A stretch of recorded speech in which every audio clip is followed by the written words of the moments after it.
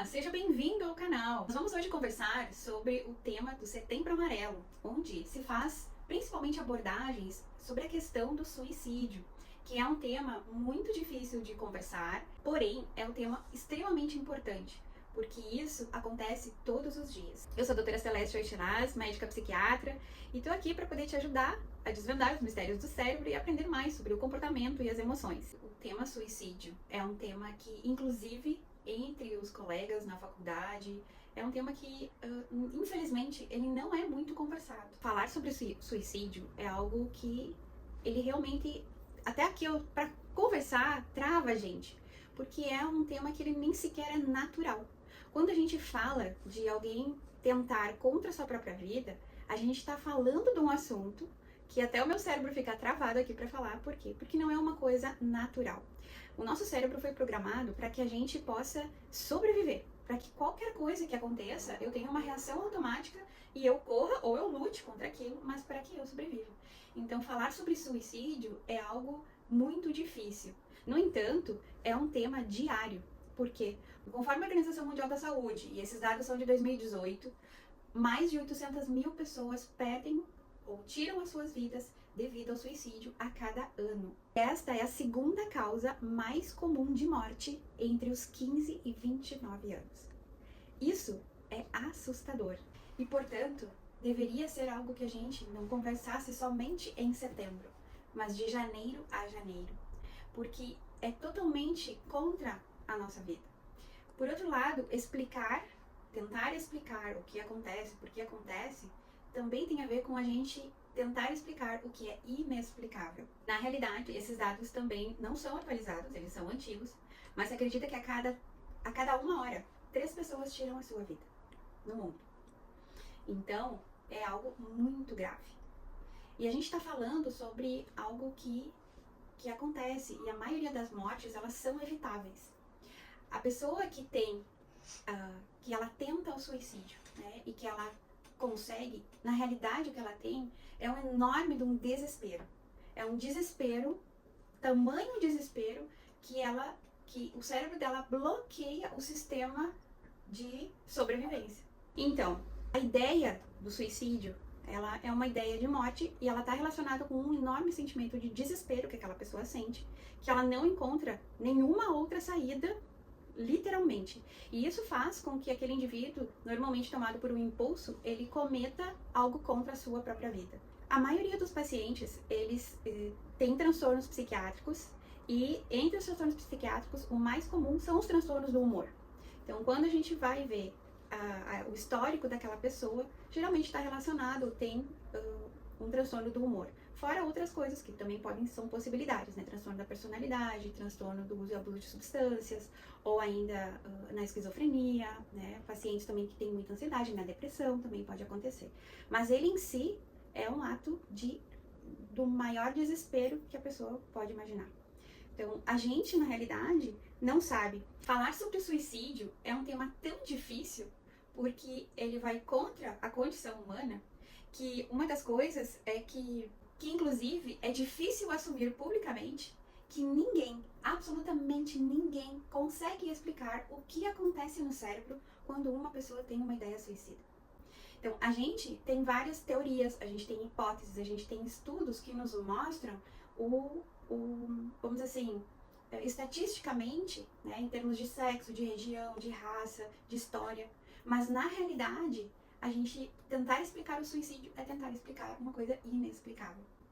E aquilo que acontece no cérebro daquela pessoa, naquele instante, que a gente coloca hoje como um enorme ato de desespero, a gente como profissional da saúde, é algo que gera até uma vergonha. Como que você não sabe, como que você não entende? Mas ninguém no mundo até hoje conseguiu explicar isso. Então, o que a gente tem são, na realidade, sinais e sintomas que nos direcionam a gente ter essa hipótese, essa dúvida, e aí a gente agir para poder auxiliar, para poder acolher aquela pessoa. Um dos serviços que tem uma enorme importância é o CVV, que é o Centro de Valorização à Vida. Porque muitas vezes o que aquela pessoa precisa é conversar com alguém. O que aquela pessoa está precisando é poder dividir aquilo que está acontecendo com alguém. E melhor ainda se ela não conhece esse alguém. Por quê? Porque eu falar para algum familiar meu, para um amigo, aquilo gera também um enorme sentimento de vergonha, enfim, né? Então, o centro de valorização à vida é algo que merece muito o nosso apoio e que merece muito que cada vez mais seja compartilhado, porque realmente salva muitas vidas. Esse ato de desespero em relação ao cérebro está relacionado também com a região do impulso. Então, quando a pessoa está ali, que ela consegue conversar com alguém, e ela diz assim, tá, mas me conta mais, o que está acontecendo? Isso pode ajudar com que esse circuito, né, que a pessoa já está programada e com essa pulsão para realizar o ato, com que aquilo bloqueie, aquilo desacelere, e ela volte ao seu juízo e se arrependa, ou repense, ou, mas quem sabe agora não, ou pense, né, no seu filho, em alguma pessoa amada, ou que pense em alguma outra situação que ela repense sobre isso. Quando uma pessoa conversa com outra, né, ela consegue conversar com alguém, né, no meio daquele ato de desespero, a maioria dos suicídios, eles são totalmente preveníveis. No entanto, muitos também são totalmente racionais, ilógicos e, portanto, inexplicáveis. Então, por melhor profissional que uma pessoa seja, por mais cuidadoso que você possa ser, né, sendo como amigo, como eu mesma médica, psiquiatra, como familiar, como filho, mãe, quando acontece realmente é algo que é do cérebro daquela pessoa. Então, não haveria nada que você pudesse antes se perceber. Por isso aquela coisa da culpa que vem, porque quando uma pessoa se suicida, tem uma outra coisa muito grave. As 5 a 8 pessoas próximas, elas vão sofrer uma devastação, um impacto emocional muito intenso com aquilo. Por isso que a ideia do suicida, de que eu vou me suicidar e os problemas vão terminar e ninguém mais vai sofrer daí por causa minha, é totalmente um equívoco. Na realidade, o suicídio a pessoa ela fica fora do seu juízo crítico. O juízo crítico está completamente prejudicado, está completamente fora do seu eixo.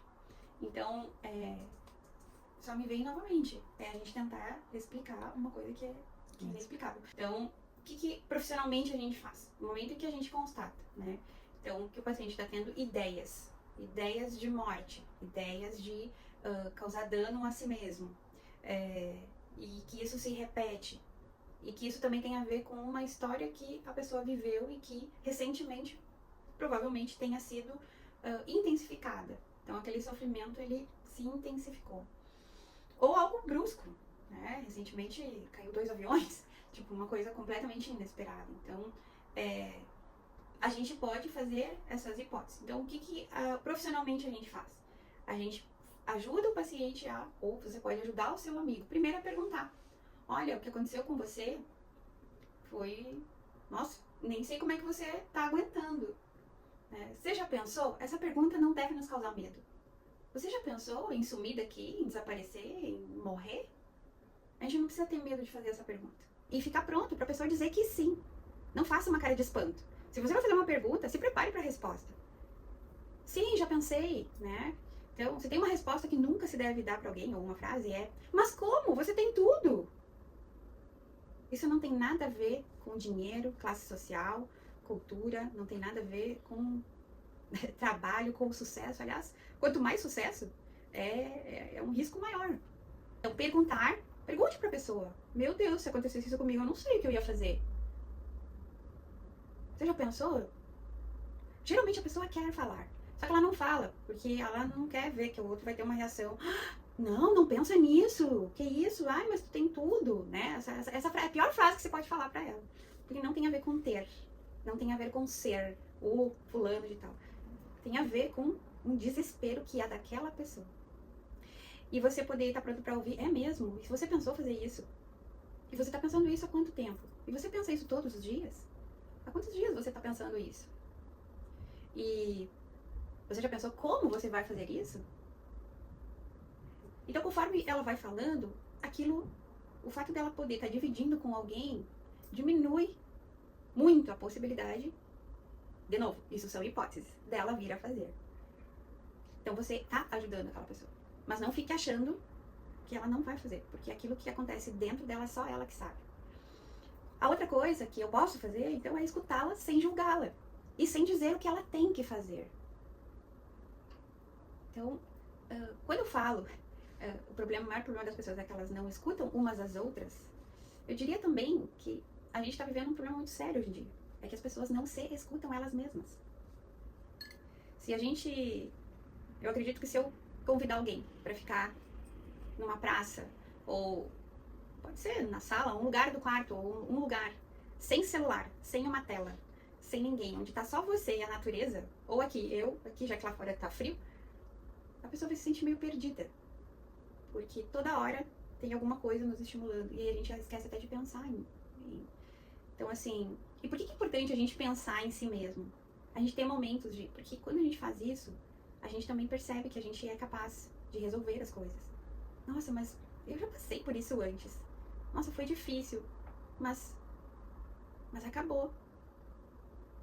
Não é o primeiro relacionamento que se rompe na minha vida. Não é o primeiro trabalho que eu sou demitida, ou que eu não sou validada, ou não é a primeira vez que a minha família faz isso comigo, ou não é a primeira vez que eu não consigo terminar um trabalho, ou eu lembro quando eu fiz TCC, eu diria, não, eu nunca vou fazer, no fim eu acabei fazendo 6. Por quê? Porque você, na realidade, você para e pensa na situação, e não fica olhando toda hora vídeo e post e não sei o que, você olha pra você. Isso faz diferença. Eu não sou contra, é bom ouvir, tem muitas coisas que nos instruem, né? E até a ideia desse vídeo é essa. Mas depois que você olha o vídeo, para e pensa naquilo que você acabou de ouvir, né? Então essa não é a primeira decepção da tua vida, não é a primeira perda que tu tem, né? Você começou, no mínimo, sei lá, perdendo o bico, perdendo, o que mais? Sei lá, você já perdeu um caderno, perdeu o horário, você perdeu uma programação com os amigos, você não pôde ir. Isso é uma coisa como é que eu vou dizer? Natural. É da vida, acontece. Então a primeira coisa é, você sabe de alguém que tá passando por uma situação difícil, né? Pergunte como a pessoa tá, pergunte se ela quer conversar. Se ela não quer conversar, envie alguma coisa. Ajude ela a sentir que você lembra dela. E pelo amor de Deus, a coisa mais fácil do mundo hoje é mandar uma mensagem. Antigamente, na minha época, uma carta demorava de 3 a 10 dias pra chegar. E a gente ia correndo no correio, né? Então, assim, hoje é tudo tão imediato. Isso é uma coisa irônica. Quanto mais rápido são as coisas, quanto menos tempo, e menos amor, e menos conexão as pessoas têm. Isso devia nos horrorizar. Mas, enfim, primeira coisa. Então, eu pergunto como essa pessoa tá. Posso te visitar? Né? Geralmente eles querem ficar isolados. Então, você pode pensar algum carinho, olha, eu tô aqui. Né? E quando você tiver a oportunidade de ver essa pessoa e conversar, pergunte pra ela. Né? Agora, deixa ela livre e seja pronto pra resposta que ela vai te dar. A outra coisa que a gente faz aqui profissionalmente a gente vai prover todos os meios de que ela esteja acompanhada com alguém, que ela tenha uma supervisão, né? Então, como a maioria dos pacientes tem transtornos psiquiátricos, sendo mais comuns os transtornos do humor, então a gente vai precisar também usar medicações para auxiliar, porque isso é como um curto-circuito que está acontecendo, não é uma coisa natural.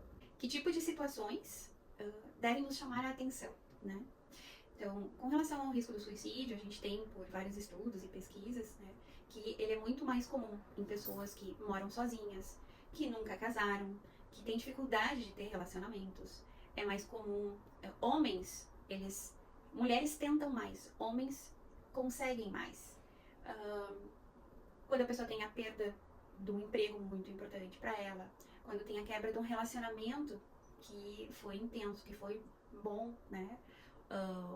Às vezes não é bom, mas a quebra de um relacionamento, então, a perda de um filho, porque isso não é natural também, quando há morte ou perda de alguém por acidente, por questões que não são explicáveis. Isso leva as pessoas a um ato de desespero. Quando você é o único sobrevivente num acidente, quando você perde tudo, né, numa enchente, quando você perde pessoas que você ama, né, que você tem uma conexão muito grande. Então, essas são, com certeza, situações que devem nos fazer chamar a atenção. E quando a pessoa tem um diagnóstico de um câncer, quando ela tem uma doença crônica há muitos anos, e aquilo já está deixando ela incapacitante. Então, isso Isso leva ao ato de desespero. Para que ela vai continuar? Então, quando ela tem um diagnóstico de uma doença muito grave, não é um câncer, mas é uma doença muito grave, ou que ela associa a alguém que já teve, cujo desfecho foi muito sofrido.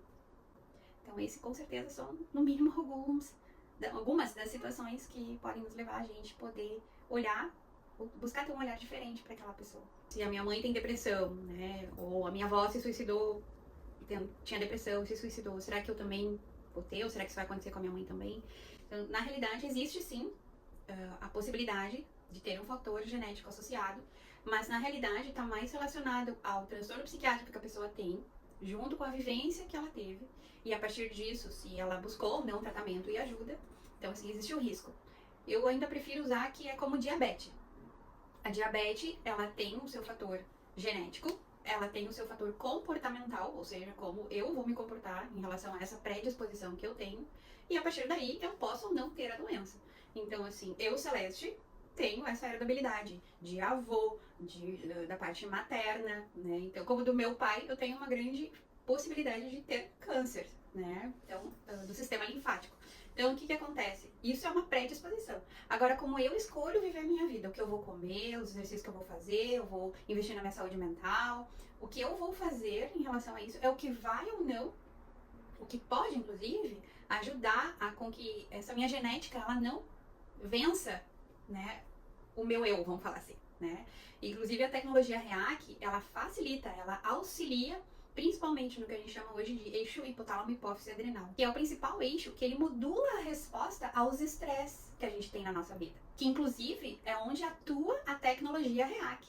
A tecnologia REAC atua sobre esse sistema, auxiliando nessa modulação. Então, é mais uma forma de eu poder prevenir. Por quê? Porque esse eixo hipotálamo hipófise adrenal, ele é o principal...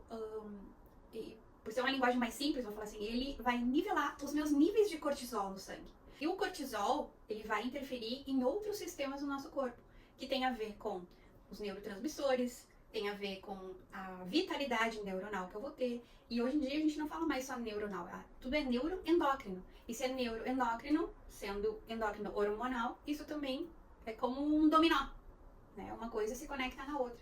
Então, vai modular a minha imunidade, a minha resposta aos diferentes tipos de estressores. Como me comporto e o que eu faço para que esse eixo ele fique o menos desregulado possível, então isso é o que vai dar a resposta para mim. Eu posso ou não ter diabetes, eu tenho altas chances de ter, ou eu posso não ter câncer, né? Conforme meu histórico paterno, materno, sim, eu posso. Agora, geneticamente. Agora, o que eu estou fazendo para que isso não aconteça? E é isso que vai fazer toda a diferença. Então, eu acordo de manhã cedo para fazer exercícios, eu escolho o que eu vou comer, eu escolho se eu vou dormir ou eu vou ficar a noite toda no celular, ou olhando vídeos, ou seja lá o que for. Então, assim, é a minha escolha que vai determinar o meu resultado. Então, não é que uma energia do mal trouxe a diabetes para mim. Não, se eu só comi M, eu vou ter M no final, ou no caminho da minha vida, né? Então, se eu busquei me cuidar, me prevenir, eu tenho muito mais chances de que isso não venha acontecer. Então, quando se fala que a vida é feita de escolhas, eu posso dizer que doenças ou não, elas são altamente preveníveis conforme as escolhas que a gente vai fazer. Então, isso também vale para o suicídio. Não é porque a minha avó se suicidou, certo? Ela tinha uma depressão grave, ela se suicidou, que eu também, esse vai ser o meu final. Então, se eu sei disso, por isso é importante também a gente conhecer a nossa história, né? Por que ela era deprimida, né? O que acontecia, né? Então, ela foi uma refugiada no pós-guerra. Eu não sei qual é a história, mas o que aconteceu para ela chegar ao extremo desse desespero, certo? Bom, então eu não quero isso para minha vida. Então, eu vou buscar os recursos e hoje em dia a informação tá aí justamente para buscar isso. Então, no suicídio ou nas doenças a gente tem muito mais formas de prevenir. Então, daria para dizer que não é porque a minha avó teve esse desfecho de ter uma depressão, de suicidar, que eu também vou ter. Isso vai depender das tuas escolhas. E as tuas escolhas todos os dias.